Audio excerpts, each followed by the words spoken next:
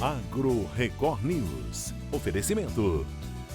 Bradesco, de ponta a ponta é com o Bradesco que o agro conta.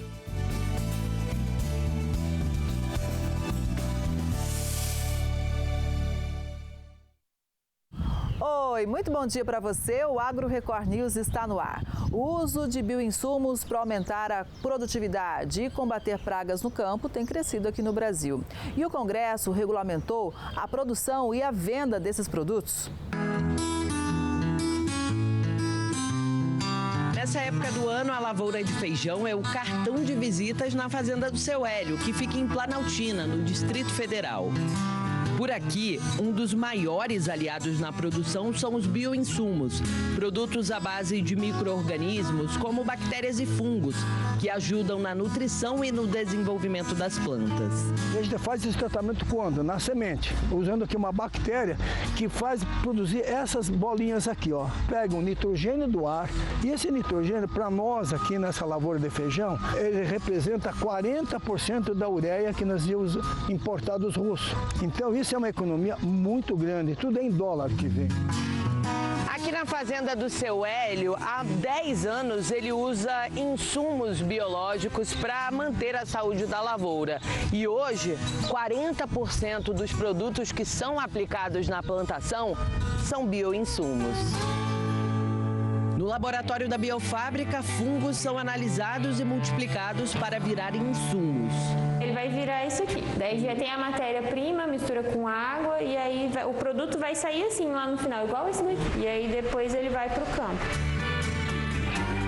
Também no Distrito Federal, o Jean produz hortaliças e frutas orgânicas com bioinsumos. Se você produz seus micro-organismos na propriedade e usa rapidamente dentro do prazo recomendado, tende a ter uma maior efetividade desses produtos no campo. No campo, os bioinsumos são usados principalmente para deixar o solo mais fértil e garantir a biodiversidade da terra. Mas eles também ajudam no controle de insetos, pragas e até algumas doenças. Aqui nessa fazenda, uma vez por semana, o bioinsumo é aplicado nessa estufa de berinjela. É uma forma de evitar a proliferação de doenças e garantir a qualidade do produto. É uma planta que ela vai ter mais vigor, ela vai ter um crescimento melhor, desenvolvimento melhor. Você vai produzir mais com a mesma área. Os bioinsumos são usados em toda a propriedade, que é uma das maiores produtoras de hortaliças orgânicas do país. Essas espumas, todo o processo é o processo biológico acontecendo, né? De multiplicação das bactérias, que é o que a gente quer, o que a gente precisa efetivamente, de melhoria de qualidade de alimento que nós vamos produzir no campo. No início deste mês, o Congresso Nacional aprovou o Marco Legal dos Bioinsumos, que regulamenta a produção, o uso e a comercialização. Uma das regras é a isenção de registro para quem fabrica esses produtos para o uso próprio, mas a venda fica proibida. O projeto aguarda a sanção do presidente Lula. Estabelecimento de um marco regulatório para produção, uso, comercialização, transporte de bioinsumos, ele é um divisor de águas dentro da agropecuária brasileira. Ele vem colocar o produtor dentro da legalidade, vem trazer segurança jurídica para a sua produção, para garantir que esse produto tenha qualidade, que ele tenha proteção aos consumidores, que ele não venha trazer dano ao meio ambiente. Para quem está diariamente nas lavouras, a regulamentação dos bioinsumos é o caminho para um futuro ainda mais inovador no campo. O bioinsumo para nós, essa aprovação do Senado agora de poucos dias, foi uma bênção para nós. Nós temos essa segurança agora aprovada e que nós vamos continuar fazendo esse trabalho. O IBGE e a Conab divulgaram estimativas para a próxima safra de grãos. Mesmo com números diferentes, a expectativa é de aumento na produção. De acordo com a Companhia Nacional de Abastecimento, a safra de grãos 2024-2025 deve ter uma produção de 322 milhões e 400 mil toneladas, um aumento de 8,2%, ou 24 milhões e meio de toneladas a mais do que o obtido no ciclo 2023-24. Se confirmados os dados, esta será a maior safra registrada na série histórica da Conab. Os números divulgados no terceiro levantamento apontam ainda um acréscimo de 1,45 milhão de hectares em relação à temporada anterior, totalizando 81.390.000 hectares semeados. Neste nosso terceiro levantamento, nós não temos, digamos assim, nenhuma grande mudança, nenhuma mudança significativa, o que obviamente também significa uma boa notícia. Primeiro, é que as previsões que a Conab faz são cada vez mais assertivas. E segundo, que vem se confirmando que o Brasil terá um recorde histórico na produção de grãos nessa safra 2024-2025. A semeadura da soja já atingiu 94,1% do plantio. Com as condições climáticas mais favoráveis, é esperada uma produção de 166.210.000 toneladas, uma alta de 12,5% em relação ao volume colhido em 2023-24. O arroz deve ter um crescimento de área cultivada de quase 10%, estimada em 1,77 milhão de hectares, com a produção em torno de 12.100.000 toneladas do grão. Para o milho, a previsão é de uma produção total de 119.630.000 toneladas, 3,4% acima da safra anterior. O IBGE também divulgou a expectativa da safra. Em novembro, a estimativa é produzir 314.800.000 toneladas em 2025, um acréscimo de 7% em relação à previsão para 2024.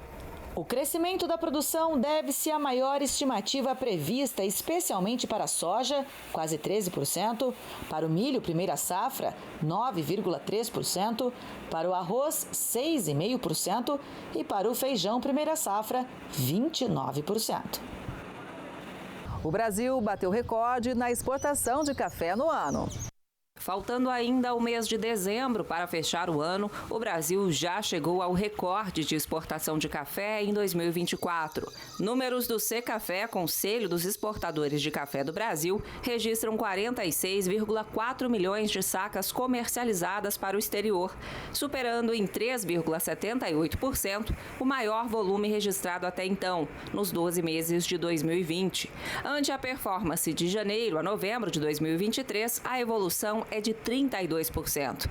Em receita cambial, o desempenho é ainda mais expressivo. De janeiro a novembro, o Brasil recebeu 11,3 bilhões de dólares, com remessas de café ao exterior, um crescimento de 22,3% sobre o maior valor antecedente, registrado entre janeiro e dezembro de 2022. Os números poderiam ser melhores não fossem os problemas logísticos enfrentados pelo setor. Até outubro, o país deixou de embarcar 1,7 milhões de sacas. Considerando o preço médio da saca e o valor do dólar no período, o Brasil deixou de receber 2,75 bilhões de reais em receita cambial. Os principais destinos do café brasileiro foram Estados Unidos, Alemanha, Bélgica, Itália e Japão. O café arábica foi o mais comercializado, com 33,9 milhões de sacas enviadas ao exterior entre janeiro e novembro. O volume é o maior da história para esse período de 11 meses e equivale a 73% do total. Agora a gente fala da exportação de frango. A Associação Brasileira de Proteína Animal divulgou um novo relatório. As exportações de carne de frango, considerando todos os produtos entre in natura e processados, totalizaram 465.100 toneladas em novembro, número que supera em 23,2% o saldo registrado no mesmo período do ano anterior, que era de 377.400 toneladas. Os dados foram divulgados pela ABPA, Associação Brasileira de Proteína Animal. Em receita, a alta é ainda mais expressiva, chegando a 32,1%, com 893.400.000 dólares registrados em novembro. Mas melhor resultado ainda também não no mesmo percentual, as exportações do ano que confirmam as previsões da BCPA de crescimento. Crescemos até aqui 3,7% no volume exportado, com 4.845.000 toneladas um número bastante expressivo e que vai confirmar as previsões da BPA para o final do ano. Entre os principais destinos estão a China, que importou 46.300 toneladas somente no mês de novembro, 17% a mais que em novembro do ano passado. Em seguida estão Japão, Emirados Árabes Unidos, México, Arábia Saudita, África do Sul e União Europeia. Segundo a BPA, as exportações de carne acumularam altas consecutivas e devem confirmar as previsões positivas do setor para 2024. Esse período de janeiro a outubro, os destaques foram o México, Chile, Kuwait, Catar, Líbia e Iraque, entre outros países. Mais importante é que, apesar da diminuição e da manutenção das importações pela China, o Brasil consegue crescer um volume bastante importante, 3,7%, e confirma a sua posição de maior exportador global, pronto para auxiliar a segurança alimentar mundial. O Paraná segue como principal exportador de carne de frango do Brasil, com 182.100 toneladas embarcadas em novembro, crescimento de 26% em relação a novembro do ano passado. Na sequência vem Santa Catarina, com 105.200 toneladas, Rio Grande do Sul, com 65.100 toneladas, São Paulo, com 27.500 toneladas e Goiás, com 18.200 toneladas. Todos os estados produtores apresentaram crescimento nos embarques. Confira agora o mercado do boi gordo e da carne suína. No atacado da Grande São Paulo, a carcaça casada bovina se desvalorizou 3,44% nos 10 primeiros dias de dezembro, de acordo com o levantamento do CPEA. O indicador do boi gordo, CPEA B3, acumulou forte queda de 10,2% na primeira dezena de dezembro, encerrando o período a R$ 316,10. Pesquisadores explicam que a pressão veio sobretudo da concentração pontual das entregas. Quanto aos envios de carne bovina para o mercado externo em novembro, o volume superou em 21% o do mesmo período do ano passado, mas diminuiu 15,6% em relação ao recorde de outubro. De acordo com o CPEA, na primeira semana de dezembro, os dados indicam diminuição dos envios frente à última semana de novembro. Com isso, o interesse dos frigoríficos pelo boi gordo também caiu, impactando os preços no mercado doméstico. Já os valores do suíno vivo, comercializado no mercado independente, subiram com força, de outubro para novembro, na região de Bragança Paulista, Campinas, Piracicaba, São Paulo e Sorocaba, enquanto as cotações do milho na Praça de Campinas avançaram de forma menos intensa. A média mensal do farelo registrou queda no período. Com isso, o poder de compra dos suinocultores paulistas se recuperou frente ao milho e cresceu pelo 5º mês seguido em relação ao farelo de soja. Nos últimos dias, porém, os preços do suíno caíram. De acordo com o CPEA, a oferta de animais para abate no mercado independente ficou acima da demanda. Além disso, produtores passaram a disponibilizar lotes extras, com receio de novas quedas de preços no curto prazo. O governo federal vai incentivar a produção de arroz com o programa Arroz da Gente. O programa tem a participação da Conab e visa incentivar a produção de arroz em áreas que já cultivaram o grão, além de assegurar o acompanhamento técnico e a garantia de comercialização do produto, além de oferecer crédito com juros mais baixos. Nessa primeira etapa, o programa vai ser desenvolvido em 148 cidades, distribuídas em 17 estados das regiões Norte, Nordeste, Centro-Oeste e Sudeste. Cerca de 10 mil famílias produtoras deverão receber incentivo para aprimorar o cultivo de arroz, a partir de acompanhamento técnico, aquisição de maquinário e construção de silos armazenadores, de forma a zerar a colheita manual até a comercialização. O programa de aquisição de alimentos já existe e é operado pela Conab e pode apoiar no escoamento do produto. Depois de 2 anos de retração, o agronegócio brasileiro deve crescer agora em 2024. E para o ano que vem, a expectativa é de um aumento de até 5%. O balanço foi apresentado pela Confederação Nacional da Agricultura e Pecuária. Com as condições climáticas severas, a CNA estimava que o ano iria terminar com um PIB agrícola negativo, mas os números surpreenderam. Nós vamos encerrar o ano com um PIB de 2% positivo. Isso tudo é uma prova que coloca o nosso agro num patamar de que hoje nós somos realmente o grande produtor de alimento do mundo. Entre os principais itens da produção agropecuária brasileira, a carne apresentou o melhor resultado. O aumento foi de 6,6% em comparação ao ano passado, com 11,5 milhões de toneladas. Já a produção de grãos recuou. Ficou em 297 milhões de toneladas.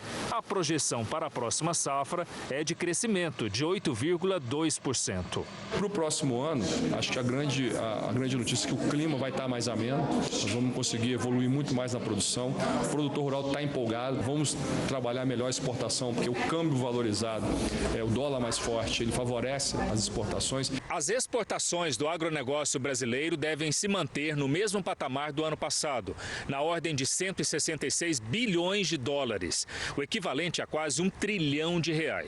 Os principais produtos vendidos para o exterior são soja, açúcar, carne, café e celulose. China e União Europeia despontam como os maiores mercados consumidores dos produtos agrícolas do Brasil. A China foi responsável por negócios na casa de 47 bilhões de dólares, mais que o dobro do valor negociado com a União Europeia. O manejo nutricional correto e o acompanhamento com o veterinário podem reduzir bastante os custos com o rebanho.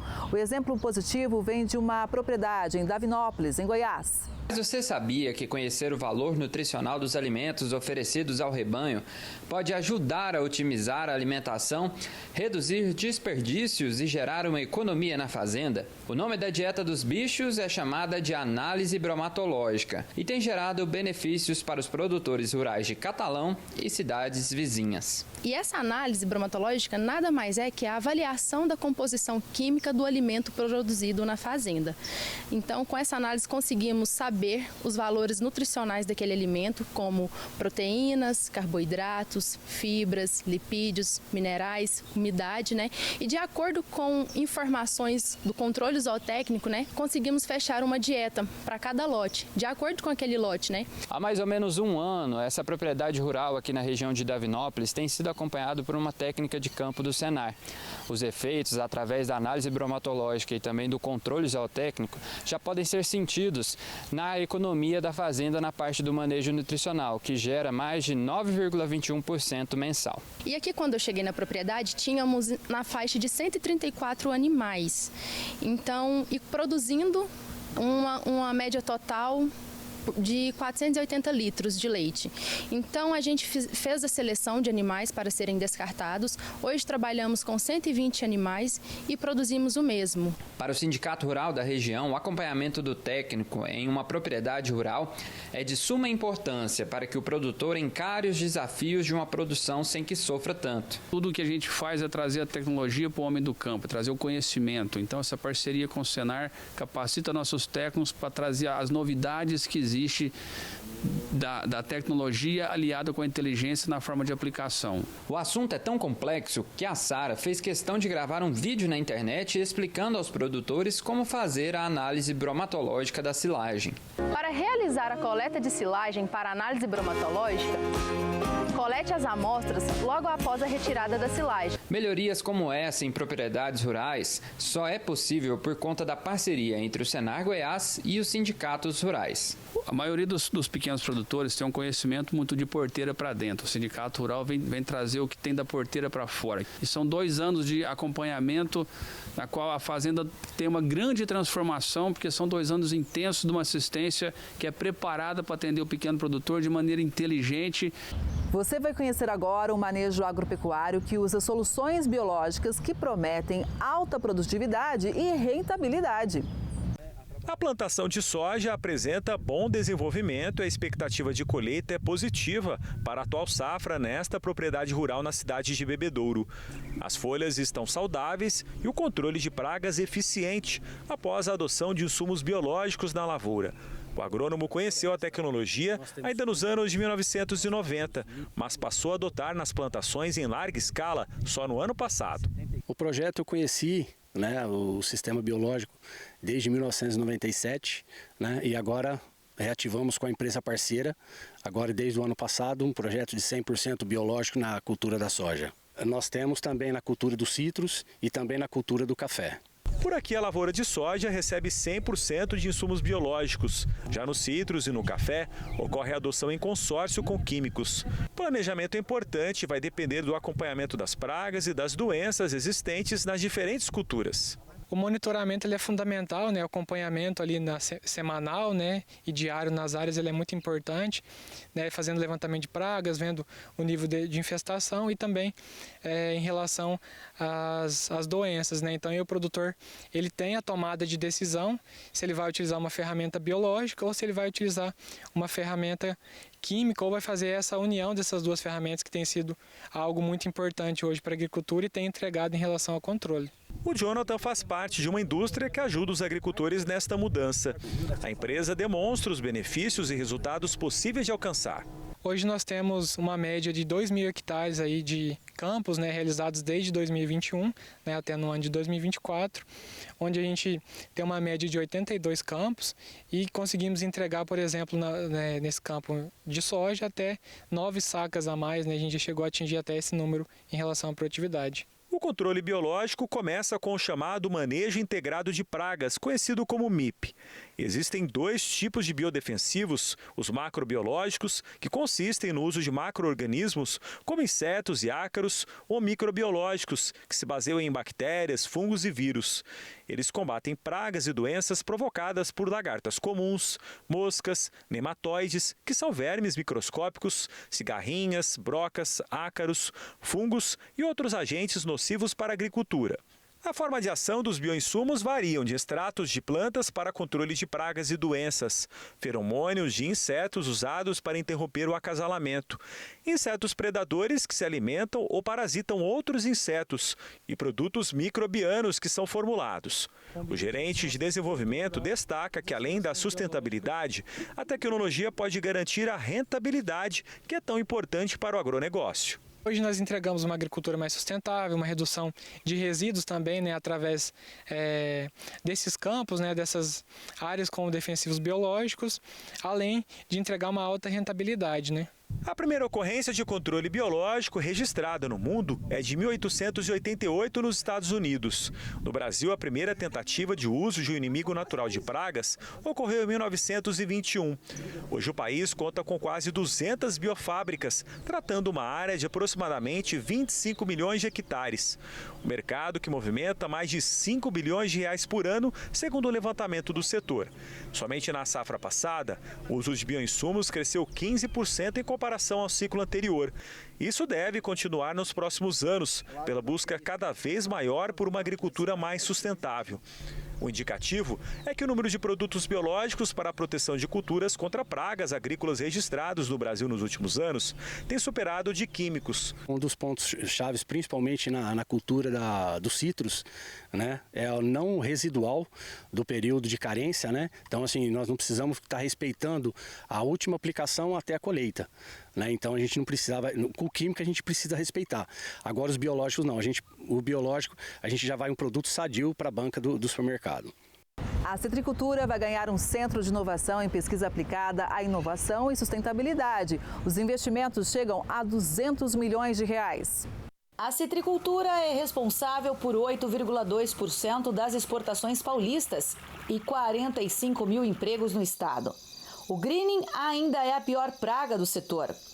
A área de produção da laranja caiu 36,5% e as frutas são produzidas a custos cerca de 20% mais elevados que anos atrás. Levantamentos anuais têm mostrado um aumento dramático nas árvores afetadas pela doença, de 0,6% em 2008 para 44,4% em 2024, em média. Em algumas regiões tradicionais de cultivo de citros, a incidência do greening ultrapassa 60%.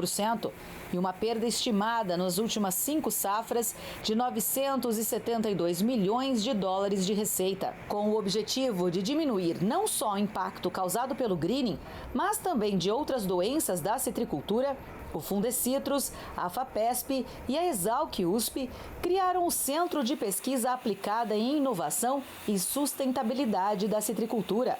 O local contará com investimentos de 200 milhões de reais nos próximos 5 anos. O centro terá como missão desenvolver pesquisa, difundir conhecimento e transferir tecnologia para o setor. O CPA será sediado na Exalc USP, em Piracicaba, no interior paulista. O Cinturão Citrícola Paulista e Triângulo Sudoeste Mineiro deve colher um pouco mais de 223 milhões de caixas de laranja. Com uma temporada completamente atípica, o Fundo de Defesa da Citricultura divulgou uma nova reestimativa para a safra de laranja 2024-2025. Devem ser colhidos 223 milhões 140 mil caixas de laranja de 40,8 quilos. Esse número é 3,4% maior que o divulgado em setembro e ainda 4% menor do que a projeção inicial de maio, de 232 milhões 380 mil caixas. A quarta florada é bastante expressiva em comparação com outras safras, apesar dos frutos terem peso menor do que das 3 primeiras floradas, 126 gramas contra 161 gramas. A estimativa é que cada árvore deverá produzir 54 frutos com a última florada, ante os 32 da previsão anterior. As chuvas intensas nos meses de outubro e novembro contribuíram para o crescimento dos frutos de todas as variedades. Aproximadamente 9% dos frutos devem ser colhidos próximo ao encerramento da safra, enquanto que na safra anterior esse volume foi de 1,5%, o que evidencia uma temporada atípica. 5 famílias de comunidades agrícolas tradicionais do Amapá foram as primeiras contempladas com uma nova linha de crédito do Ministério da Integração e do Desenvolvimento Regional. O ministro Valdez Góes participou da assinatura dos primeiros contratos na comunidade quilombola Mel da Pedreira. A previsão é que o programa beneficie mais de 30 mil pessoas em comunidades rurais tradicionais. As linhas de crédito vão de R$ 8 mil para jovens até R$ 15 mil para mulheres. Esse programa que está começando aqui, ele não vai ficar aqui no Amapá. Ele é estendido para a Amazônia como um todo. Ele chega no centro-oeste do Brasil, ele já existe no Nordeste e as outras regiões do país também vão ser contempladas com esse programa. O presidente Lula sancionou a lei que regula o mercado de carbono no Brasil. A nova lei cria regras para as emissões de gases de efeito estufa e regula a compra de créditos de preservação ambiental para compensar as emissões de gases poluentes, ou seja, medidas de conservação e recuperação de vegetação nativa geram créditos, enquanto as emissões gerarão débitos a serem compensados. A lei institui o comércio brasileiro de emissões de gases de efeito estufa e divide o mercado de crédito de carbono em 2 setores, o regulado e o voluntário. O primeiro envolve iniciativas do poder público, o segundo se refere à iniciativa privada. A partir de agora, empresas, organizações e indivíduos podem compensar as emissões por meio de compra de créditos vinculados a iniciativas de preservação. O projeto Produtor de Água no Pipiripau, no Distrito Federal, tem novos adeptos. O objetivo é proteger os recursos hídricos.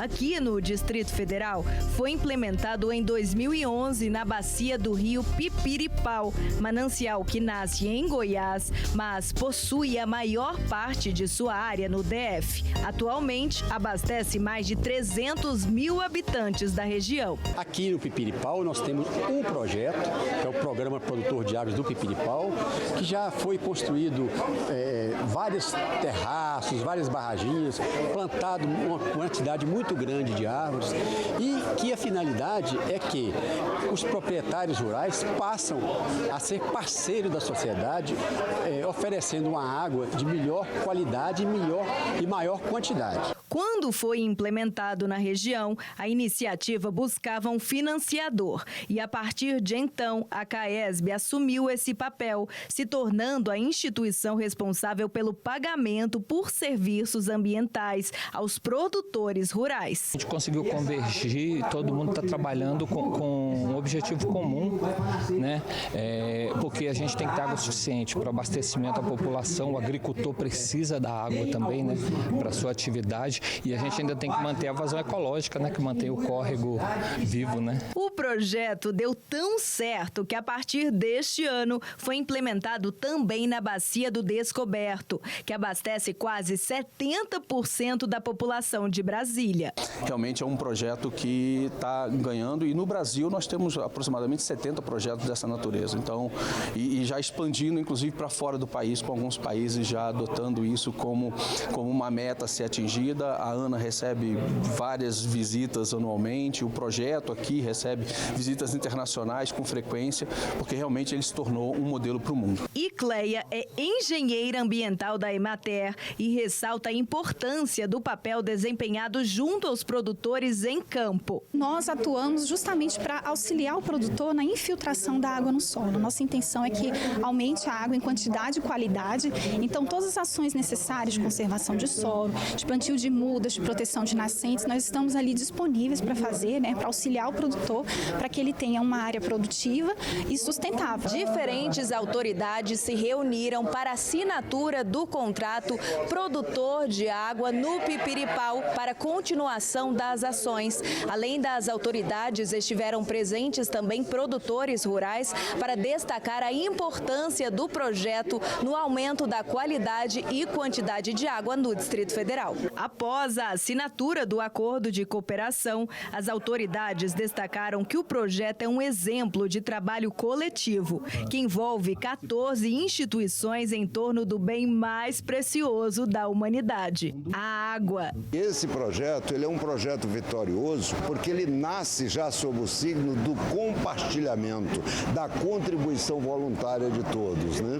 Tanto que esse projeto já foi premiado internacionalmente, foi o segundo melhor no meio de 340 projetos, entendeu? No mundo inteiro. Rodinaldo é um dos produtores pioneiros no projeto. A importância é que toda a sociedade sai lucrando, né? Nós, produtor, com a biodiversidade, você tem água para alimentar todas as cidades e isso é um projeto que deve ser mais expandido e todo mundo ter essa consciência, entendeu? Que é uma necessidade, não adianta, é uma necessidade para a própria sociedade.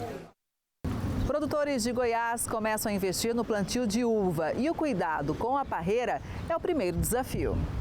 O cultivo da uva ganha cada vez mais espaço em Goiás, mas exige cuidados especiais desde a escolha do solo até o manejo diário das parreiras. Qual o perfil do seu solo, qual o tipo de solo que ele tem. Nós temos porta-enxerto que vai se adaptar muito bem em solos mais ácidos, né, que tem um pH mais elevado. Então, o produtor tem que pensar nisso. A fruticultura aparece como uma alternativa interessante para o pequeno produtor rural que tem dificuldade de encontrar mão de obra. O caso dessa propriedade rural aqui de Caldas Novas, por exemplo, ela começou inicialmente investindo nas hortaliças e passou a investir na plantação de uvas. E a expectativa desse produtor aqui é colher até 4.000 quilos da fruta no ano que vem. A minha transição vai mais para a fruta. Primeiro, assim, a escolha primeira da uva, por exemplo, é mais pelo vontade de plantar ela, mesmo gosto dela, né, do jeito de condução, de trabalho dela, entendeu? Apesar de toda coisa ter suas dificuldades, né? Mas seria basicamente a escolha mais pelo prazer daquilo. Segundo Degmar, produtores que investem em parreiras podem ter ganhos expressivos, já que o clima em Goiás permite que a safra de uva ocorra 2 vezes ao ano. É melhor a gente colocar essa muda no solo entre agosto, julho, setembro, porque é uma época que tem menor incidência de chuva e menor dificuldade para conduzir essa uva. Um ponto fundamental no cultivo de uvas é a escolha do porta-enxerto, popularmente chamado de cavalo. Ele garante a sustentação e o desenvolvimento saudável do parreiral. O porta-enxerto é uma variedade de uva, de uma planta, que ela vai receber a outra planta que é a que vai frutificar. É uma variedade que foi desenvolvida, né, para poder ser enxertada. Ela tem resistência a fungos, a bactérias e ela vai se desenvolver melhor. Então essa planta ela foi desenvolvida apenas para ser enxertada. Ela não produz uva. A produção de uva em Goiás é uma cultura consolidada principalmente para a uva de mesa.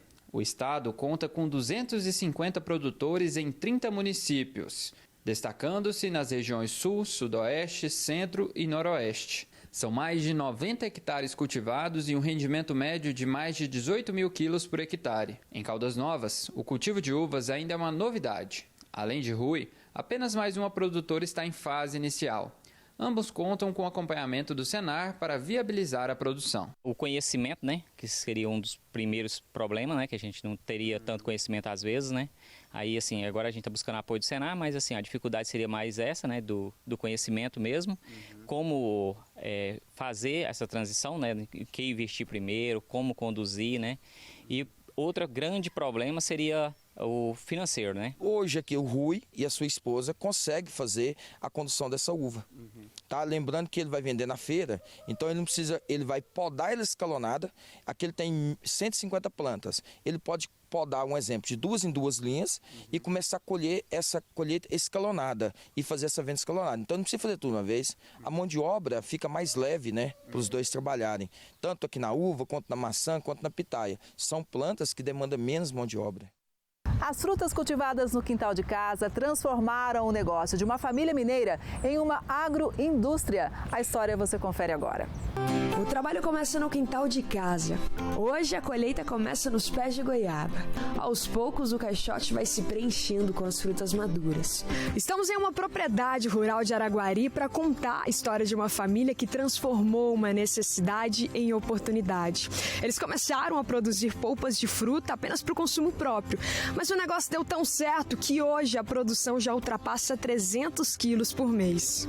A Sueli e o Rubens se casaram e tiveram a Carol e a Bia. O Iago chegou à família depois, namorando a Carol.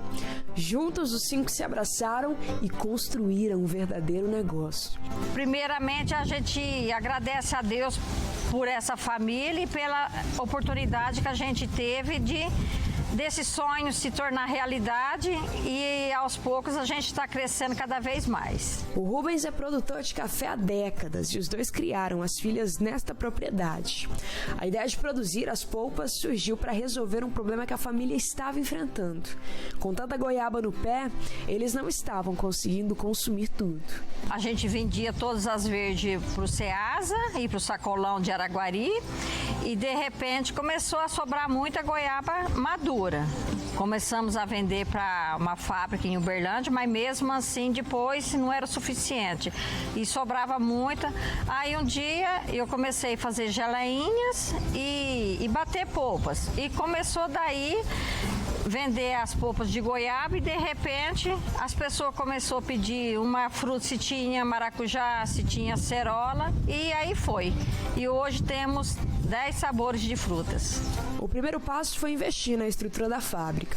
As meninas chegaram a morar fora, mas voltaram quando a procura começou a aumentar. Eles trabalham com agricultura familiar, um modelo de produção baseado em pequenas propriedades rurais administradas predominantemente por famílias. Modelo que cresceu muito nos últimos anos e que atualmente é responsável por 70% da produção de alimentos consumidos no Brasil. A fábrica da família Biciato conta com 10 variedades de frutas. Algumas são produzidas no quintal de casa e outras são compradas de fornecedores. Bom, o que a gente tem da produção da fazenda é tamarino, cajamanga, goiaba, acerola, manga. E praticamente, se a gente precisar, a gente pega dos outros produtores as outras frutas, como seria morango e abacaxi. Depois que as frutas já foram colhidas, a primeira etapa começa na porta da fábrica. A gente vai selecionar a goiaba para ver se não tem nenhuma cortada já por algum passarinho, bicada, alguma bem podre. Vai bem a fruta bem selecionada lá para dentro. Depois, a nova etapa é dentro da fábrica. Começa pela pré-lavagem, né? E aqui é a higienização, para que a gente tenha certeza que nada está errado, né, com a fruta. É agora que começa o trabalho mais importante, o corte e seleção das frutas. Aí a gente vai fazer todo o corte dela, retirar todo, se tiver algum podre, se tiver algum estragadinho, para a fruta ir perfeita para despolpadeira e fazer a polpa de fruta bem gostosa. Pode bater na despolpadeira, que essa despolpadeira faz também a goiaba. E tem um liquidificador. Como é pouca quantidade, a gente vai fazer no liquidificador.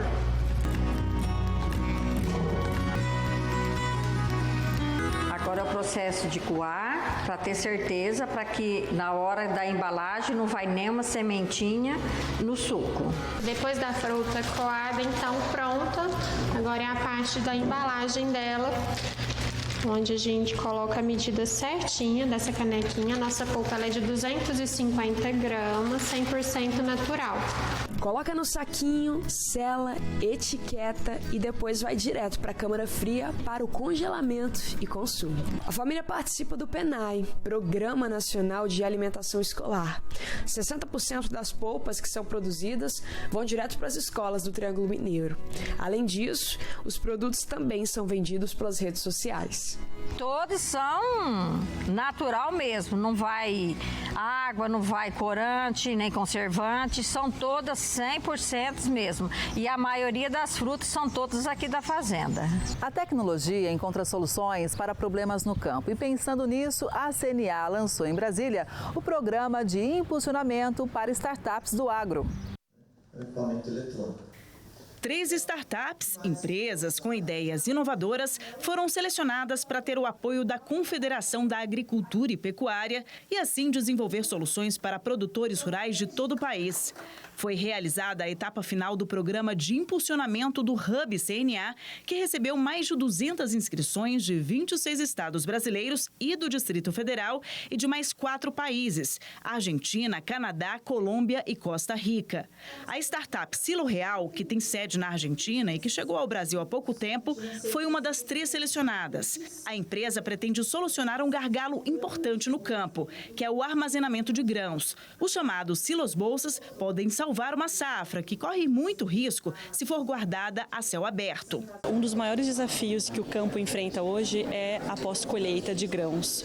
E nós sabemos o quanto isso representa no bolso do pequeno produtor. Então, a solução da Silo Real é com que o produtor reduza ao mínimo possível, as perdas, que isso vai significar mais dinheiro no bolso dele. Matheus é diretor executivo da Tratotec de Sergipe, que quer ampliar a pesquisa para desenvolver esse trator que ajuda na pulverização e adubação das lavouras. Ele ajudaria a sanar um dos problemas do campo, que é a falta de mão de obra, além de deixar o agricultor longe da exposição dos insumos agrícolas. Ele fica a 400 metros de distância da operação, então também reduz riscos com saúde e problemas ergonométricos, que ele não tem que carregar aquela bomba costal nas costas. A Bioplix do Rio Grande do Sul foi a terceira empresa selecionada. Ela está investindo numa película protetora para aumentar a vida útil de frutas, legumes e verduras, reduzindo assim o desperdício e perdas financeiras.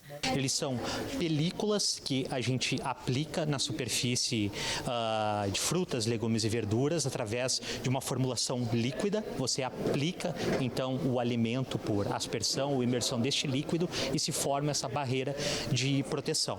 Isso possibilita a maior vida útil a esses alimentos e possibilita ao setor pós-colheita redução das perdas e desperdício e também possibilita melhores margens de ganho. A partir de agora, a CNA vai ajudar no desenvolvimento dessas empresas e levar as inovações para o campo. Se a gente não tiver tecnologia, a gente nunca vai conseguir atrair mais jovens para a agricultura, para o campo. Então, o jovem não virá. Se a gente falar, olha, enxada. Então, o jovem quer tecnologia. Não existe mão de obra fácil, o custo de mão de obra é muito caro, Então, a ideia é que a gente facilite ao máximo. E com mais tempo, esse agricultor ele vai pesquisar novos mercados, ele vai pesquisar novas culturas, ele vai descobrir novos meios de fazer. Hoje não é só produzir. Tem que produzir com sustentabilidade, tem que estar de olho em legislação, tem que estar de olho na sua participação em associações, em cooperativas, em sindicatos. Então, existe uma gama imensa aí. E tem tempo também, O agricultor também tem família. Então, tudo isso traz melhor qualidade de vida, traz mais renda e a oportunidade de a gente ter cada vez mais isso tudo colocado no campo com resultados maravilhosos. A agricultura de precisão ajuda cada vez mais o produtor na tomada de decisões. E um livro lançado pela Embrapa pode ser o grande diferencial na pecuária e também em sistemas integrados.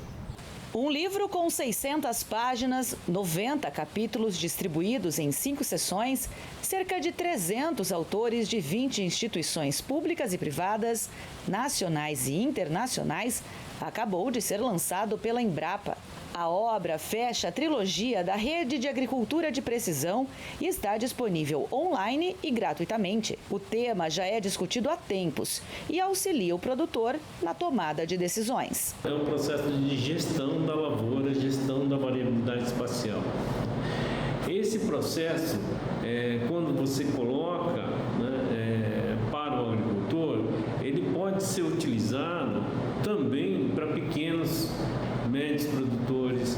Esse conceito você pode utilizar em qualquer cultura, inclusive perenes e animais. Essa edição reúne resultados alcançados em pesquisas desenvolvidas nas principais cadeias produtivas do agro brasileiro e em diferentes biomas nos últimos 15 anos. A obra oferece suporte a professores, pesquisadores, estudantes de pós-graduação e graduação, produtores e prestadores de serviço do setor agrícola. O trabalho desenvolvido pela equipe enfrentou desafios, antecipou tendências, contribuiu para disseminar o conceito da agricultura de precisão e impulsionou a adoção da técnica entre produtores brasileiros que deixaram de ver a propriedade como um campo uniforme para enxergar as diferenças. A obra agora traz tudo isso sob o olhar da era digital. Esse terceiro volume, além de integrar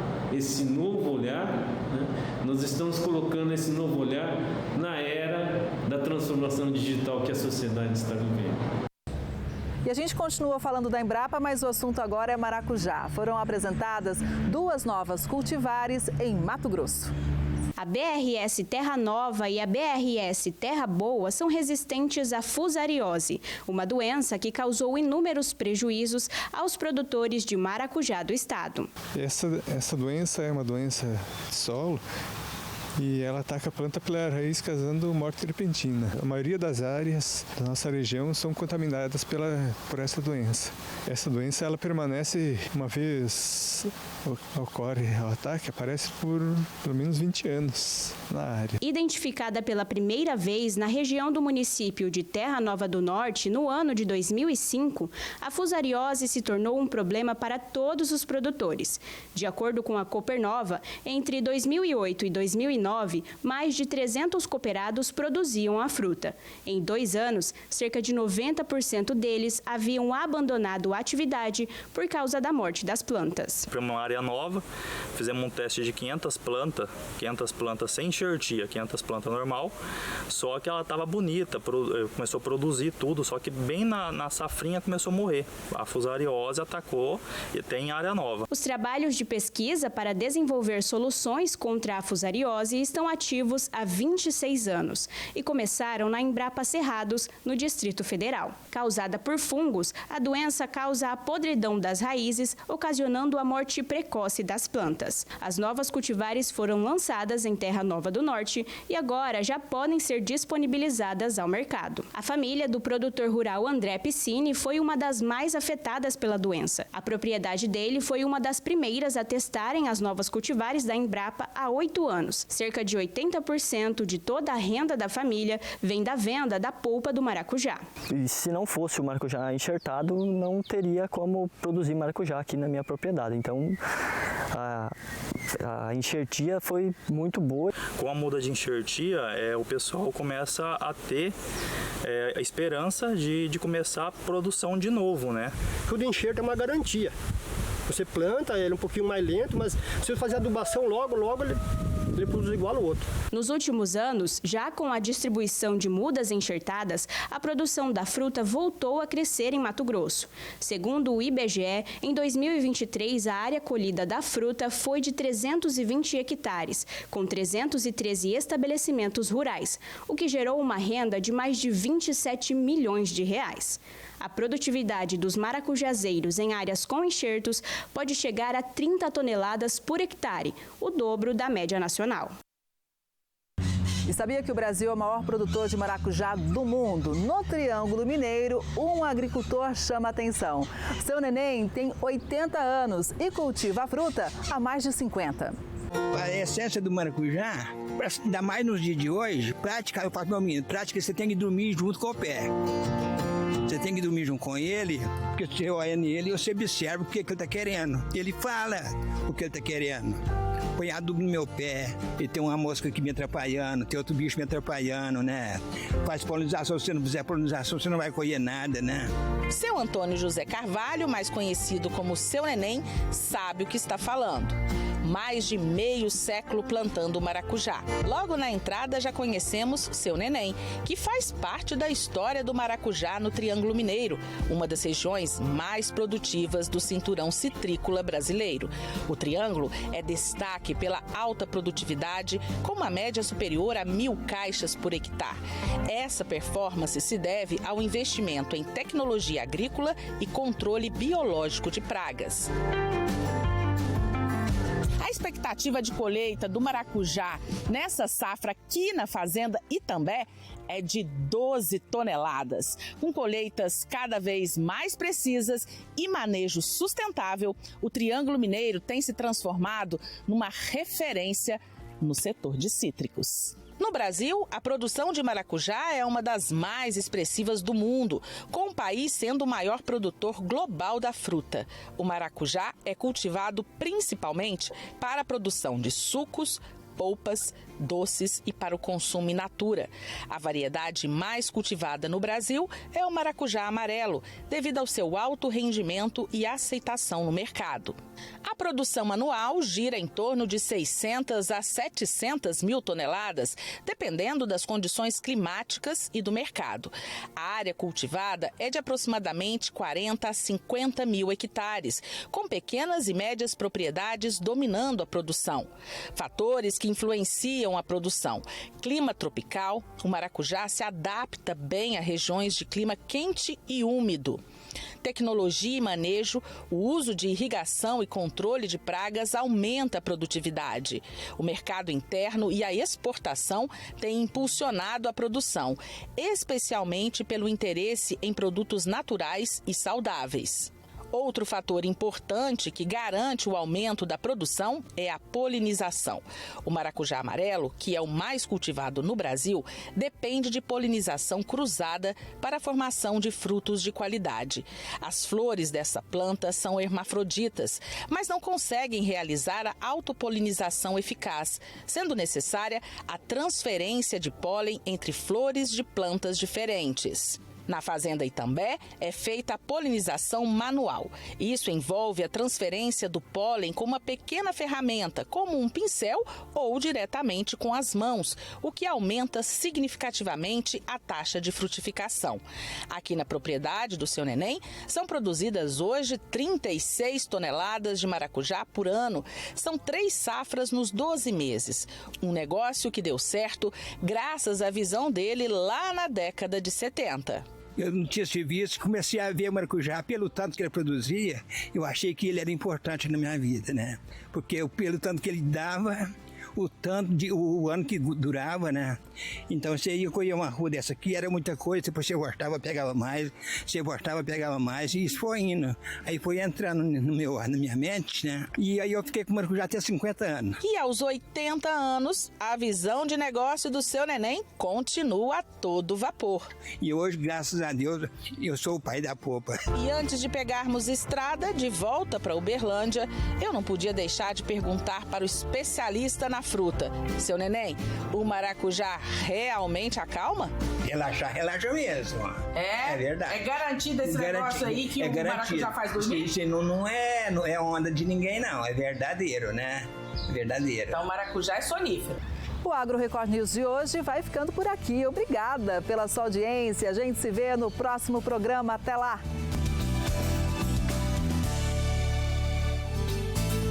Agro Record News. Oferecimento. Bradesco, de ponta a ponta é com o Bradesco que o agro conta.